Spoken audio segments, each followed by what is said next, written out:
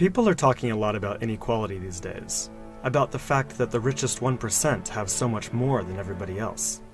But most of the focus seems to be on the United States, and it strikes me that the same story needs to be told about global inequality too. So I did some research, and this is what I found from reliable sources like the UN. It turns out that while the US is totally out of whack, things are actually way worse for the planet as a whole. Let's start with this graph. A perfectly even distribution of wealth among all living people, with everyone divided into 5 equal groups. Now, let's show how much each group actually has. Shocking, right? 80% of the world's people barely have any wealth. It's hard to even see them on the chart. Meanwhile, the richest 2%, they have more wealth than half of the rest of the world. Let's look at this chart another way. Let's take the whole world's population, all 7 billion of us, and reduce it to just a representative 100 individuals. Here they are, poorest people on the left, richest people on the right. Now let's show how the world's total wealth, roughly $223 trillion, is distributed. The vast majority have practically nothing. Nothing with which to educate their children, nothing with which to pay for basic medicines. While the richest 1%, they've accumulated 43% of our world's wealth. The bottom 80%, meanwhile, that's 8 out of every 10 people, have just 6% between them. But even this doesn't really show how extreme things have become.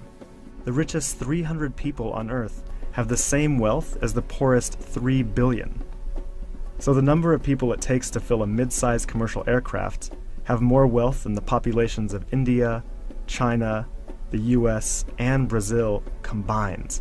We can also see this difference geographically, with a huge and growing gap between a few rich places versus the majority of the world.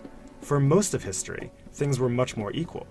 200 years ago, rich countries were only 3 times richer than poor countries.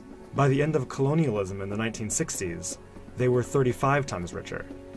Today, they're about 80 times richer. Rich countries try to compensate for this by giving aid to poor countries, about $130 billion each year. That's a lot of money. So then why does the wealth gap keep getting bigger? One reason I found is that large corporations are taking more than $900 billion out of poor countries each year through a form of tax avoidance called trade mispricing. On top of this, each year poor countries are paying about $600 billion in debt service to rich countries, on loans that have already been paid off many times over.